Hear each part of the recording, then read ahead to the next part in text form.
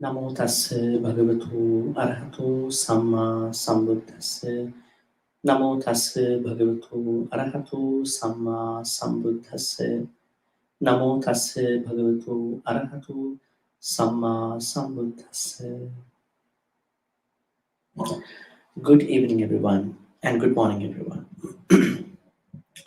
Welcome back to the 22nd talk in our mental health awareness series, wherein which we are seriously engaging with some of the mental health topics. As you can see, today's topic is going to be energy vampire, or the energy vampires, the plural form, fixing life emotional drain. So this is our topic for today. Some might find this word a bit strange, probably, if you have not heard this in kind of a context where you understood different people who have been energy vampires to you. You probably have no idea at all. So, an energy empire means somebody who is trying to influence you directly or indirectly, but at the end, that person uh, feeds off your emotional energy, drains your emotional energy, right? Which is not a good thing, right? Because we all are supposed to help each other depending on our social, networks. At the same time, we are supposed to take care of each other while we are taking charge of our mental health. But if somebody is trying to feeds off your emotional energy in whatever direct or indirect ways, that is the person who we call by an energy vampire. So we all have energies. Now in Buddhism, we know we have virya. We are supposed to have a lot of virya. Without virya, it is not easy for us to continue our Dhamma path. Not even the Dhamma path, but also our secular life. So today we are looking at this particular name called person called energy vampire, and how does energy vampire affect us, and what's going on with their activities, plus how do we overcome this issue, how to practice safe steps to keep away from such people. So these are our main uh, areas to discuss in today's topic. As I said earlier, an energy vampire refers to people whose influence leaves a person feeling exhausted, unfocused, and depressed uh, with the whole scenario with that particular person. Now, the problem is that we are not easily, able to understand who this energy vampire is in our own circle. You know, they can come in different formats. It could be somebody who you meet anywhere. He or she could be your spouse, probably your best friend, probably your co-worker, cubicle mate, or your neighbor. Be that whoever, regardless of the person, there could prevail, there could exist energy vampires. We have to take care of us without uh, getting them to approach us and then to take us over. So, our main plan is to educate you and then suggest you that these people exist, so you better take care of yourself. Do not get taken over by these people. On the other hand, energy vampires themselves might not know who they are. They also have a mental problem. Some people, they are, uh, draining our emotional energies consciously, purposely, intentionally. But some other energy vampires, they don't know what they are doing. They have no idea at all about mental health, happiness. They just do it for their whatever the gains, right? So we have to understand energy vampires in two ways in that context. On one hand, there are energy vampires, I mean, those people who drain your energy by being a friend, by being a spouse, by being sometimes by being a children too, by being your neighbor, by being your cubicle mate, I would say a co-worker. These individuals, they are sometimes doing purposely. Sometimes they don't know what they are doing. They are just thinking they are boosting up their self-esteem. So we want to help out all these people, right? When we talk about mental health, we cannot leave out one category. We have to help out everybody. It's a mental problem, right? So learning how to identify and respond, to energy vampires, and when being conscious of who they are and what's going on with you and what's going on with them, with their activities, their reactions, responses to you and to others, which you notice, will be a helpful thing to manage, tackle, probably keep away, walk away from such people. So, my plan today is to educate you to understand these individuals and then to take charge of your mental health. Never ignore your mental health because it's very important. Okay, so if you do not take care of yourself from energy vampires, then the effect, harmful effect that will fall on you will lead to serious implications, not limited to depression and anxiety. It could also lead to other health problems like blood pressure, high blood pressure, cardiovascular issues, sometimes diabetes as well, because you are so much pressurized by these individuals. You don't know what to do. You don't know where to begin. You don't know where to end up, right? So that's why I'm trying to educate you.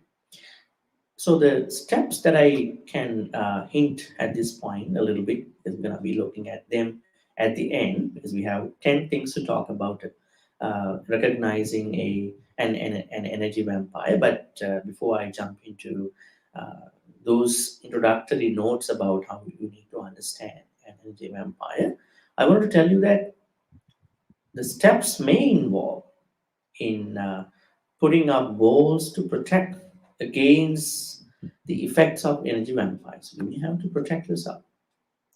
You may need to, otherwise, nobody will protect you because this is kind of a mental thing. You will be protected physically, but not mentally. That's the issue. Do we have this enough adequate mental protection? Right? So that's why we need to really work on this thing. What's the first attribute that we can understand, get to know that this particular person is an energy vampire? So, the first attribute that I can share with you is that how you can recognize an energy vampire is by looking at the accountability of actions. Energy vampires never take responsibility or accountability for their actions, their speeches, sometimes their or oftentimes their thoughts. They never take accountability. Accountability, which is a part of responsibility, is such a very important concept, like personal. uh, I would say it's a well mannered, well organized attribute that anybody can have. Those folks who have no responsibility over anything, over oneself. They will never take accountability for the actions, speeches that they are making. So, the first step, I would say, the first attribute that you can witness, you can understand an energy vampire is that they never want to take responsibility or take accountability. You can't hold them accountable for anything. They just, you know, uh, walk away from the situation. They just want to walk away. They just don't want to, you know, because they are very charismatic. Normally, an energy vampire is very charismatic. So they know how to slink out of troubles, problems when problems arise because of this charisma. Now, because energy vampires are very charismatic, they know how to slink out of the situation when the problems arise because they are very charismatic. So they know how to be crafty in any situation. So not only they walk away, they slink out of the situation, they also pin problems on someone else in most of the situation. Let's say this energy vampire should be responsible for the particular action, but energy vampire easily pins problems on somebody and they just walk away, slink out. That is the first attribute that you can understand that this is an energy vampire. If you look at the opposite side, energy givers, right? Those folks who give you energy, emotional energy, those folks always take responsibility. I'm talking about responsibility in all aspects, regardless of work, social life, personal life, any other behaviors, right? So it includes many aspects of our life. So an energy giver, not an energy vampire, always takes responsibility for any action, any speech, any thought. That is how we are practicing our Sila in Buddhism. Right? In Sila, we are taking our responsibility for our actions, our speech, our thoughts. So, folks, Dhamma folks, the first attribute that you can characterize that this is an energy vampire is by understanding their behaviors in a way that they are not taking responsibility over anything. That's the first attribute. Dhamma folks, if you have any questions for today's talk, please type in the comments below so I will get to them during the talk. The second attribute that we can notice that this is an energy vampire is that they always involve in a kind of a drama, These energy vampires always they are engaged, involved in kind of a drama. They are not real people, they are not true people. They always bring drama. Now, for example, I would say, you know, they are trying to bring up a lot of drama. Not only they want to bring up, they actually want to connect you to be a part of that drama. Okay, that is even crazy. They are on a drama. They also want to connect you. They want to land on you with that drama. So realistic, true people never play dramas. They are real people. They may make a joke, but I would say they are not playing. They are not involved in a kind of a drama. They are good people. They take charge of everybody. They take the responsibility. At the same time, they are not involved in a drama. And they are not trying to fling that particular drama onto you, kind of throw it to you. The second attribute, as we can see, is that those energy vampires fling the drama onto you, saying that, oh, you're also a part of it, right? Okay, so that's the second attribute how you can understand an energy vampire. The third one is it's about you know one upmanship. You know. They actually energy vampires never like to be outdone, right? They always want to one up you because the reason is that they they have a struggle to feel a genuine happiness for another person. So they always want to bypass somebody's happiness and then to replace it with something else, right? They always want to one up you. They never want to uh, accept somebody's happiness, right? Now, for example, I would give you some examples how they do that. Now, one example is that when you have graduated, when you have been promoted, when you doing really well with your job, your money, such energy vampires or an energy vampire may approach you and can say, "Oh, I'm so proud of you.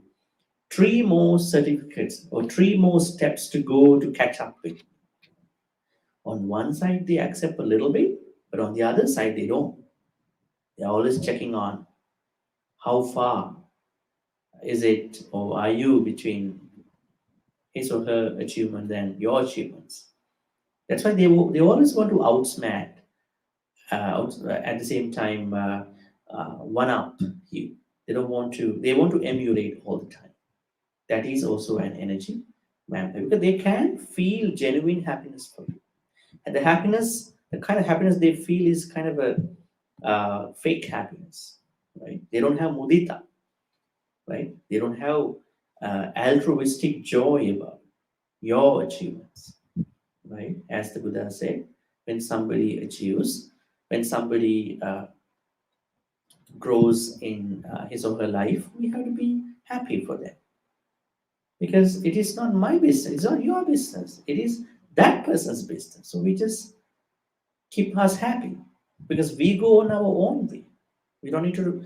Uh, we don't need to ruin that particular achievement on one side. On the other hand, we don't need to bring it to ruin us. Because somebody achieved the particular achievement, we have to congratulate. At the same time, we have to be happy with that person, although we know or we don't know.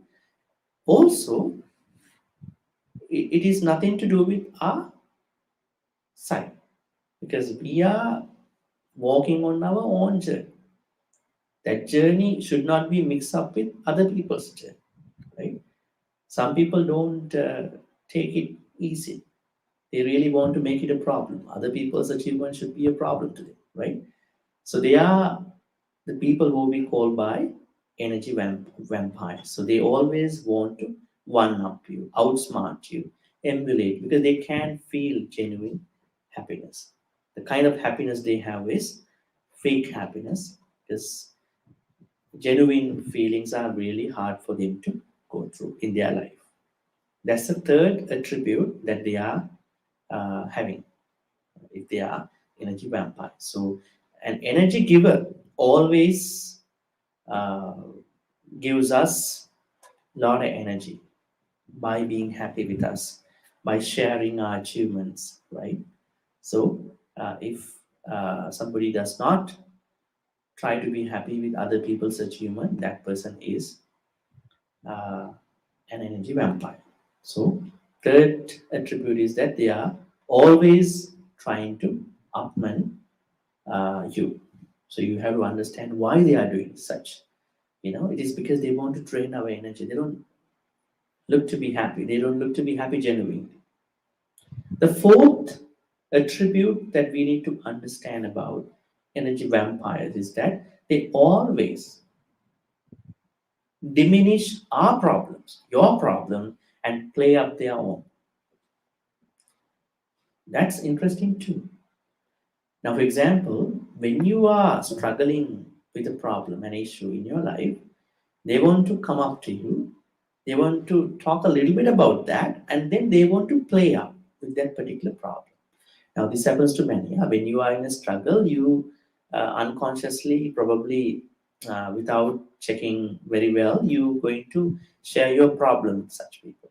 And at the end, such people are going to use what you say because you didn't know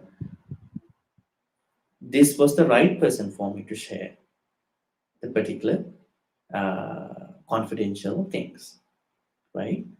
That is when they play up.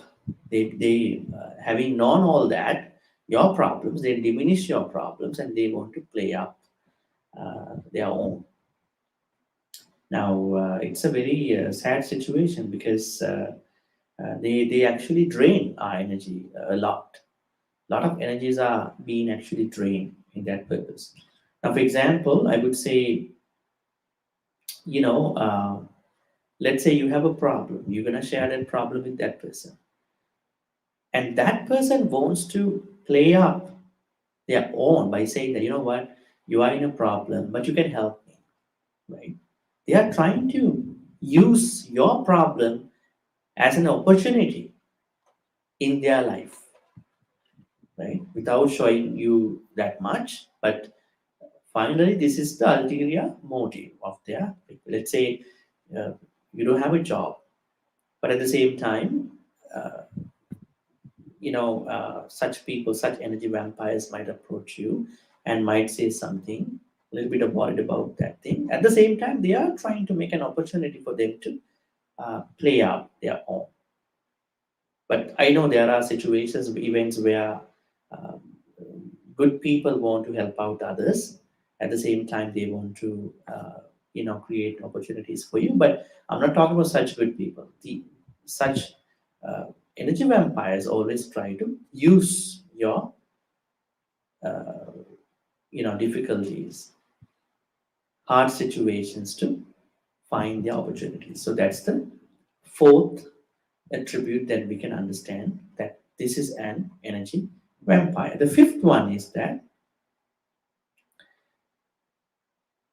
they act as people who want to, uh, boost their self-esteem. This is the darker side of what they don't know. Like we call them as, they squarely, actually they place their problems squarely on the shoulders of other people. Like they take no responsibility, as we said at the beginning. At the same time, they are trying to use you to boost their self-esteem, right? So this is also a common thing that we see in some other people's friendship relationships in society, because you never know that you are being used, but he or she wants to boost, improve his or her self-esteem. The self-esteem is such a very important thing because we all are trying to actualize and then sort of improve our self-esteem with all these things, right? Now, in our secular life, we all try to, study well and then get a good job. And as for you, lay people, have a marriage, at the same time, have the rest of the progeny kids, and then to take care of your relatives and all that. So these are the secular chores that we see in society. But these can be taken as the work of energy vampires. But energy vampires don't look that way to boost their self-esteem. Because self-esteem to them is to misuse other people and then to boost their self-esteem. We should never use other people to boost our self-esteem because it's a personal thing. It's how we see the world. It's how we want to improve our life. It's how we want to do things. It is not something that we always want to look at through the other people's lens, right? It is me, it is you. So we have to create our own self-esteem, right? Not we need to use other people to boost our self-esteem. So the fourth attribute is that energy vampires, they use us to boost their self-esteem. Okay. Any questions so far? You can type in the questions in the comments below. The sixth attribute that we see is that they can use your good qualities, good nature against you, right? Now, this is a very sensitive part of our conversation. Now, you know, energy vampires always target the people who are naturally sensitive and compassionate because they know they are the best victims for them to approach, right? Because if you are not giving that stony face, right, sulky face, they understand you are the best victim for that because you can be approached very easily. So we call such victims as prime targets by the energy vampires. If now, in other words, I could say if you are somebody who is always kind to listen to other people, who has a kind heart, uh, you will be approached by a number of energy vampires. Be careful. The thing is that it doesn't mean that you have to stop being kind to other people. You need to stop being, uh, you know, taking time to listen to others. It doesn't mean such. It means that if you are such a good person, you have to filter through these responses that can come from energy vampire. So you know that this is such kind of a person, so I have to take care of myself. I have to walk away. I have to slink out of the situation, right? So your kindness, your compassion, your benevolence, your generosity can be misused, can be used actually against you so that you are in trouble. It is not other people's compassion, it is your compassion, your benevolence, your generosity, your altruistic joy can be used against you by an energy vampire. Because energy vampires always understand that you feel guilty about everything. So they are, because if you are a kind, compassionate person, you always feel guilty for anything that you could not provide, right? So they use it as a point to approach you. So be careful because it means that if you are a good person, you can be approached by such people, energy vampires. So you have to regulate your kindness, your compassion, and organize your kindness, compassion in a better way so that you are not caught up with such people. So the sixth attribute here is that they can use, energy vampires can use your good nature against you. The seventh attribute is about they can use, energy vampires can use guilt tribes or ultimatums. What does it mean by using guilt tribes or ultimatums? Shame. We all have this guilty feeling if we have done something wrong to someone. Ultimatums. If you are somebody who practices, you know, uh, things like hiriya no tappa, moral shame and moral fear. This is kind of abhidhamma sutta teaching, but in our normal life, daily life, we have shame for not doing bad things. We have fear not for not doing bad things, right? So that guilty feeling that you have as an honest person, as a good person towards others, can be misused by energy vampires. They can use your guilt tribes and ultimatums against you. So, the sixth attribute of an energy vampire is about, they can use your compassion, kindness, and, other main attributes like listening to other people, generous behaviors. But in here, taken it out of those particular ones is the guilty feeling. So if you are somebody who is really practicing, worry about things that you could not have done, you shouldn't have done, worried about what if, right? Then you have this good nature of thinking about the guilty feeling. So if you are such kind of a person, you can be used by an energy vampire. So you have to be careful in being guilty and then how you respond to such outsiders. So you have to keep. It's a good feeling. I mean, when you feel guilty about something, that means you may have done something not in the proper way. Keep that it up. But the problem is, if you show that to an energy vampire, that person is gonna misuse you with that particular spiritual habit, mental habit. That's number 7. The eighth attribute is about you know codependency between you and an energy vampire. What does it mean? Now, codependency means that you know it's like they want to depend on you at the same time, right?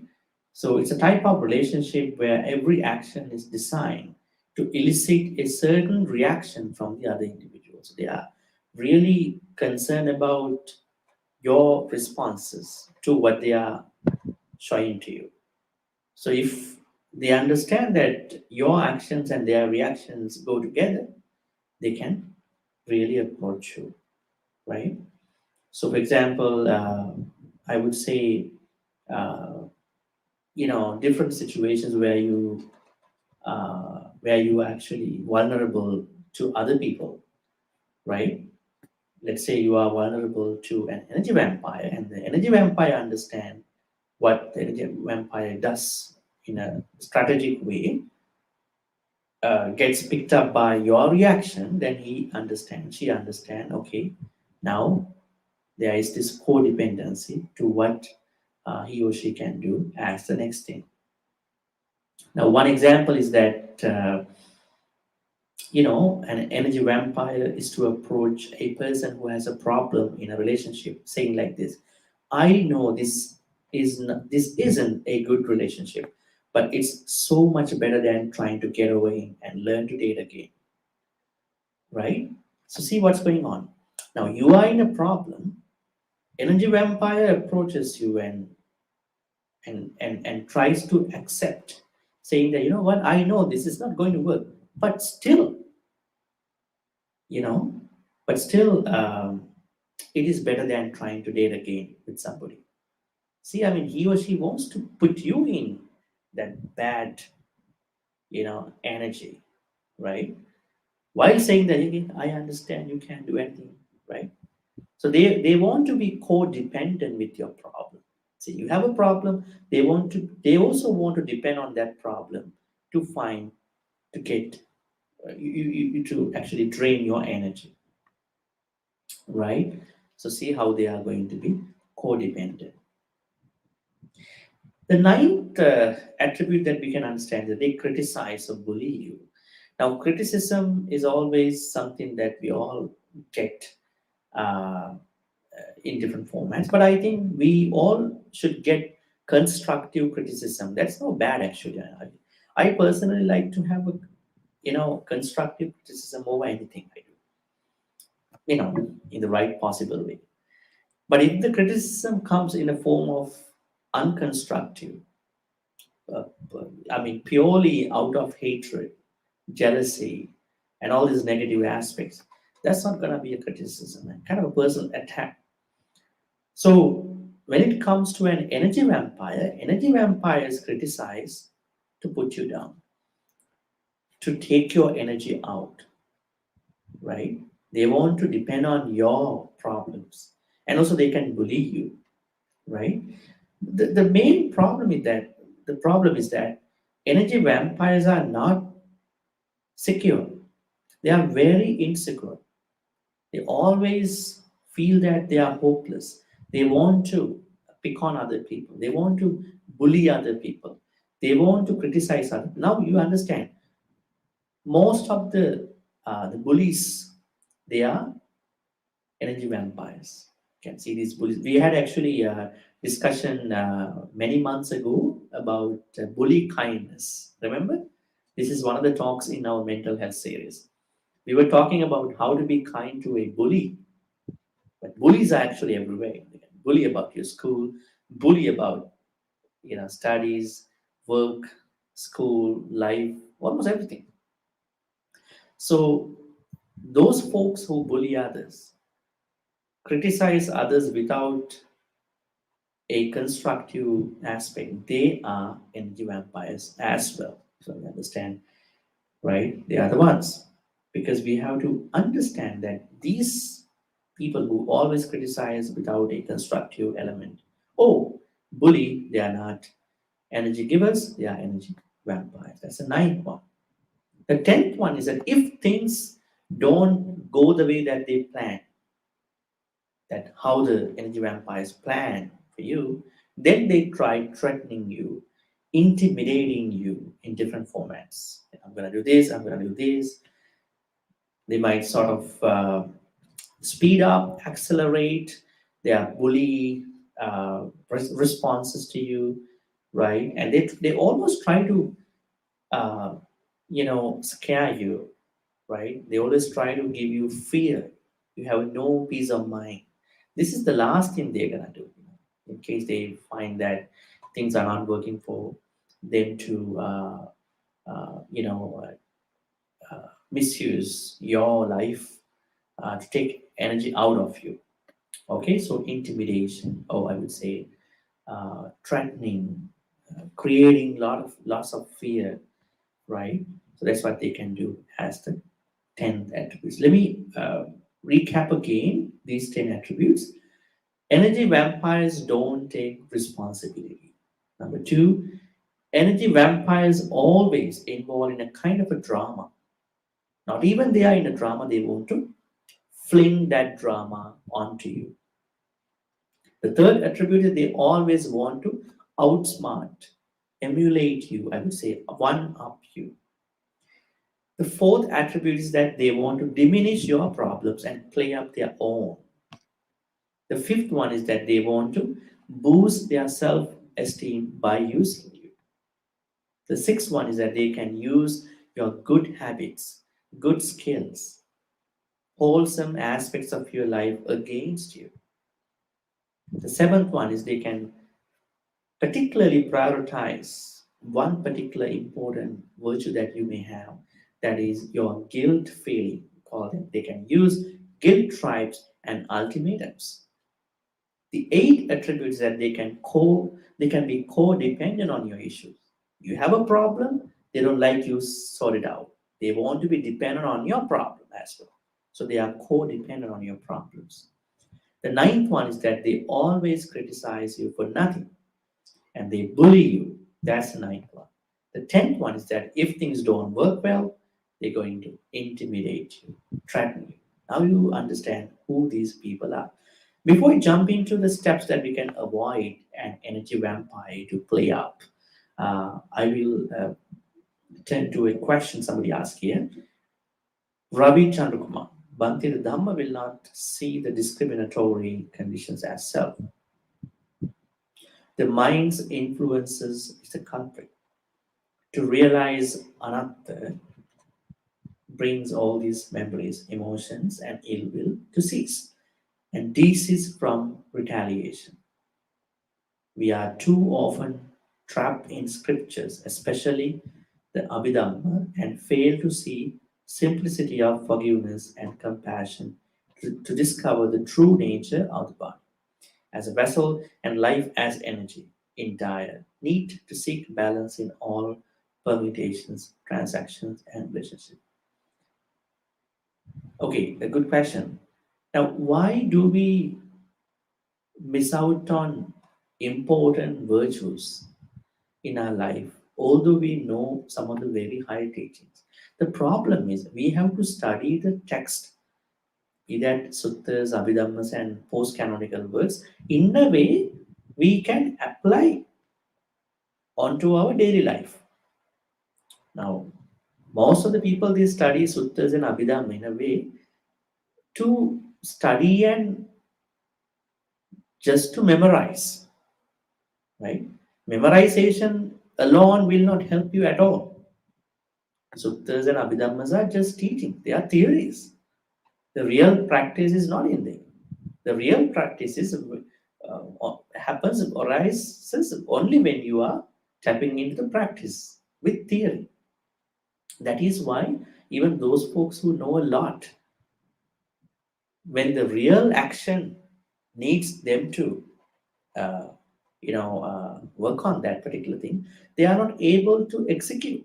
They are not releasing their calibers towards that particular action. They don't know how to do that. They only know theory. If we're going to talk about with them, okay, how many chittas, how many chetasikas, how many rupas, what is nibbana, they know everything. But in real life, when the real opportunity comes in, they are having a real hard time. Sometimes they completely ignore. Sometimes those folks who have no idea about those higher teachings will act upon the situation because they have a good heart. I'm not telling that people have no good hearts. For those folks, who are really into higher teachings, there are people. But I mean, the bigger idea has to be understood in this context. The bigger idea is it doesn't matter how much Dhamma you know, simple or higher. What matters most is that after learning the required level of Dhamma in your own capacity, you should be able to put them in action. If you are not trying to put them in action, then the Dhamma that you learn will become only a knowledge, a theory. That is not what the Buddha expected. The Buddha expected to bring the Dhamma into our life. Application is the most important thing. Once you apply it, then only you understand how this is going to work. Now, I can give you one example. Now, the Abhidhamma Pitaka, there are 7 books. Now, a lot of people don't understand what the particular Abhidhamma books are talking about. This is why a monk in the era called Polonnaru, Sri Lanka, actually compiled a book called Abhidhamma Sangaha. In this Abhidhamma Sangaha, if you can look at the chapter structure, the last chapter, now the monk Anuruddha says that he is actually compiling a synopsis, a summary to the 7 books in the Abhidhamma. But in the Abhidhamma Sangaha, if you can look at the chapter structure, the last chapter of the Abhidhamma Sangaha talks about, that means the book ends in that chapter called Kammattan Sangha Parichet. Why did he want to bring up Kammatthana to an Abhidhamma book? Right? So Abhidhamma does not talk about Kammatthana. Kammatthana is a topic that was actually brought up by Visuddhimagga's author, Buddhaghosa in Visuddhimagga. So Acharya Anuruddha understood that mere learning of Abhidhamma theories will not work. That is why at the end of that Abhidhamma Sangha, the compendium of all the Abhidhamma books, he brought up the meditation part, because only by engaging in the right meditation you will understand all these Abhidhamma theories which have sutta parts to in a better way. I would say then you are trying your practice to a fruition. So Ravi, I wanted to tell you that the answer to this question is that the reason why many people are missing out on the help, the kind of the help, human help that they are supposed to do is that they are not understanding Dhamma in a way how they can apply. Maybe the teachings are not given in that way too. I mean, a lot of speakers are talking this time. It's a good thing, but I'm not sure how they are actually asking you to practice it. There are different methods, right? So we welcome different methods, but at the end, there should be a productivity of the actions, your actions. So that is what I can understand about this simplicity nature, why it has been left out, why it has been not, uh, you know, uh, engaged by many people, although they know a lot of theories of the Dhamma. Does that make sense to you, Ravi? I hope so. Okay, so let's get back to the steps that we can avoid an energy vampire, potential energy vampire, maybe an energy vampire that you already are struggling with. Number one, you have to set boundaries. Now, boundaries are very important. You may have a wall, over your house. Countries have their immigration borders, right? Uh, and you have borders, you have boundaries already. I mean, we want to be peaceful, but at the same time, we need to set boundaries because if you don't set boundaries, energy vampires have access to all uh, personal zones, right? You don't want that to happen. When you have a computer, you want to have a password. Phone, you want to have a password. It doesn't mean you are doing something wrong. It means that you want the protection. You don't want your information to be in the hand of somebody like a scammer, like a bad guy over there, right? On the other hand of the world. Okay, so establishing boundaries is very important to take care of you from energy vampires. Well, how can you do that? Let's say there is an energy vampire who wants to take you out, who expects you to be out in weekends, I would say other extended events. Probably you can say something smart to such people. You know, you are busy, you have something else, and you are declining in a polite way, right? That's a good way of setting your boundaries. There are people who can say, I can't decline. You should have to decline because you have to understand that you can decline politely. For those folks who don't understand, uh, rejection uh, has to happen in only one way. You can decline politely. You can say, I have something else, so I can do that, right? So you are setting your own boundaries. So then the energy vampires don't have a lot of ways to bother you, drain your energy, right? That's one step. Second step that you can take to overcome this issue is that you can reshape your expectations. Now I understand that energy vampires are not able to come to you unless you let them come in.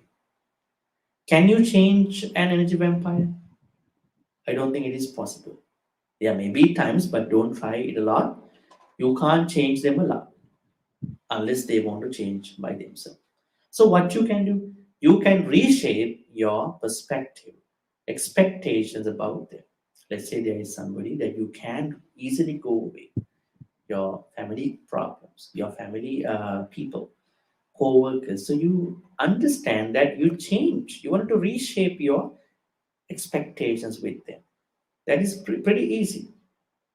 Probably that may include that you are shutting off your emotional valve about such people. You know, uh, you try to sort of uh, shut off some of the unnecessary emotions towards them, right? So you are adjusting your expectation in a way so that you are easily overcoming such energy vampires because of understanding the expectations of such people. So the more you understand your expectations about them, the lesser they find a chance to ruin or take your energy out. The third one is that giving them space in your life, right? You know what? Energy vampires can still continue to contact you by text message, an email, postal letter, a call. So you should understand how to answer, what to do at those times, right? You probably can be very smart. Probably you might not answer the calls.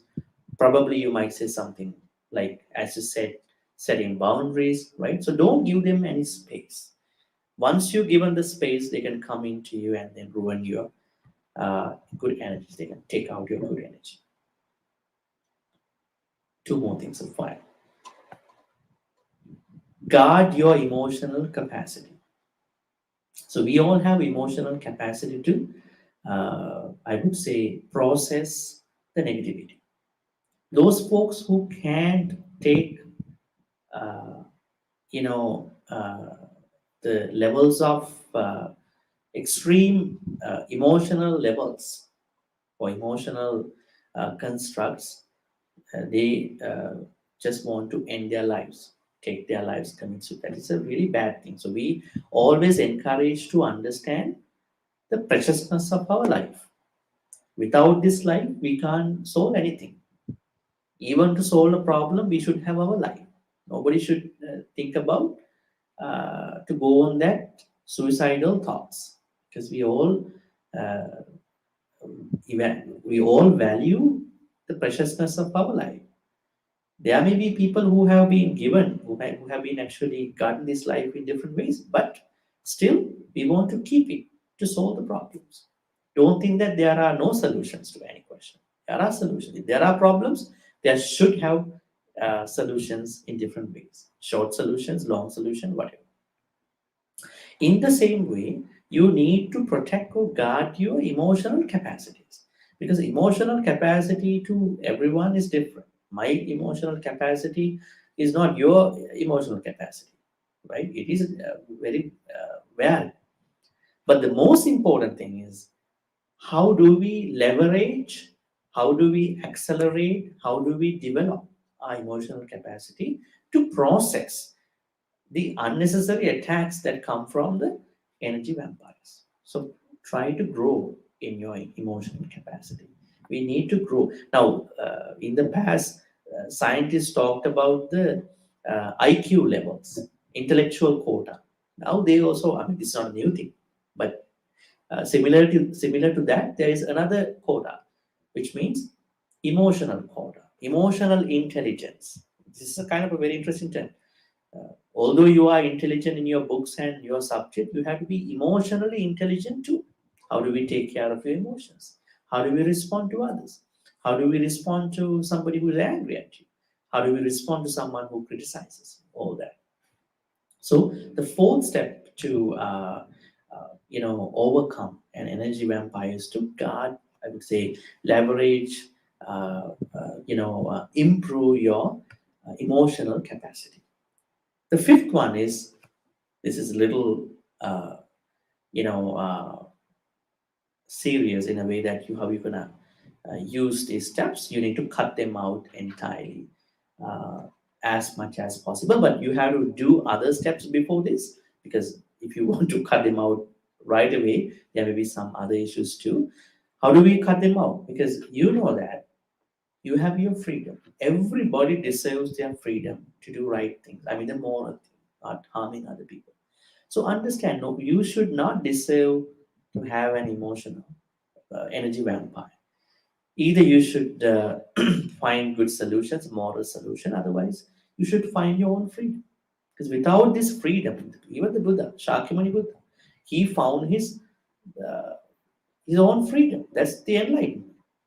If he was stuck in the palace in another life, right, that kind of a life, he wouldn't have been able to attain the Buddhahood, full enlightenment, right? So freedom, we all need freedom. You deserve freedom. You shouldn't be victimized by somebody called energy vampire. So let me recap again the steps.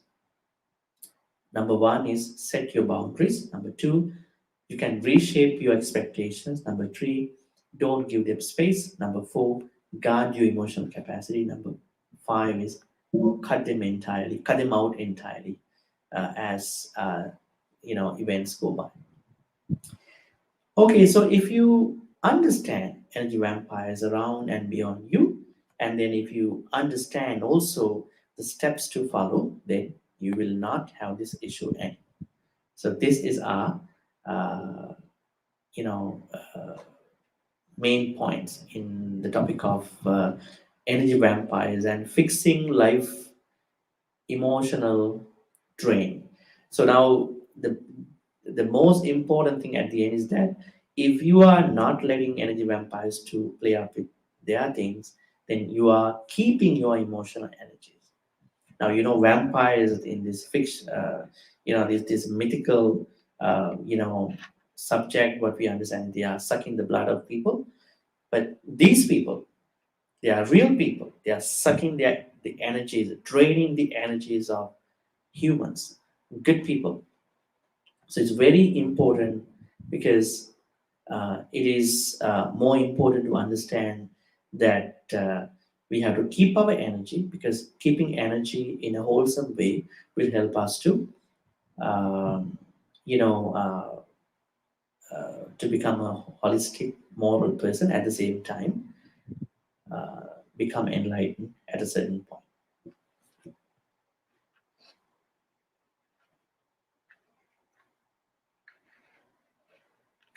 Yeah, today we were talking about secular life. We were not actually touching. Actually, in this series, mental health awareness series, we are really talking about the problems of people. We are not talking about very deep Dhamma, because that is too technical to many. That is why this is something that we discuss in a general aspect, so that people understand they have their own ways to go by. Yeah. Okay. So, any questions? I'll give you one more minute.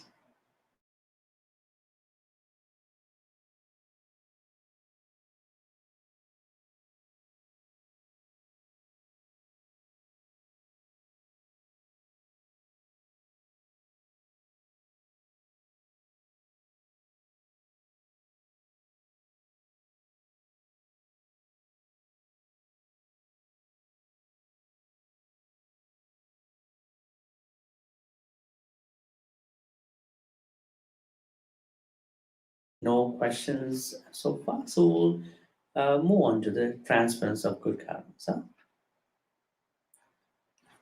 Let's transport the good karmas to the departed people who passed away in the name of all of us. May all the departed people receive all these good karmas. If they are in a bad state of realm, may they be able to transition by using all these good karmas into a better realm. If they are in a better place, may they improve their standards and finally attain the supreme bliss of Nibbana.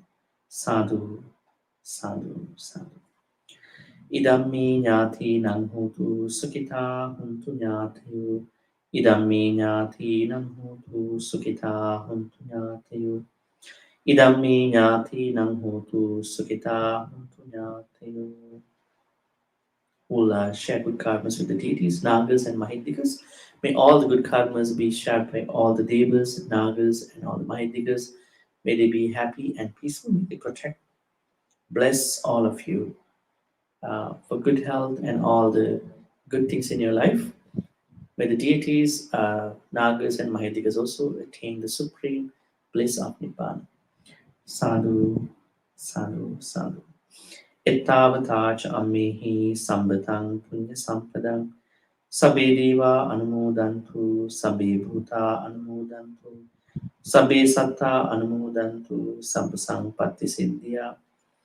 Akasattha chummattha devanaga mahindika punyantang anumoditva chirang rakhantu lokasasanang chirang rakhantu desanang chirang rakhantu mam paranti. Finally, let's make our great wish. May all the good karmas we've been accumulating in all these ways be helpful for all of us to attain the supreme bliss of Nibbana. Sadhu, sadhu, sadhu. Abhivadana silisse nicham vaddha prachayino chattaru dhamma vaddhanti ayuvannu sukhang balam ayuvarokya sampatti sagga sampatti mevacha ato nibbana sampatti iminate samichatu.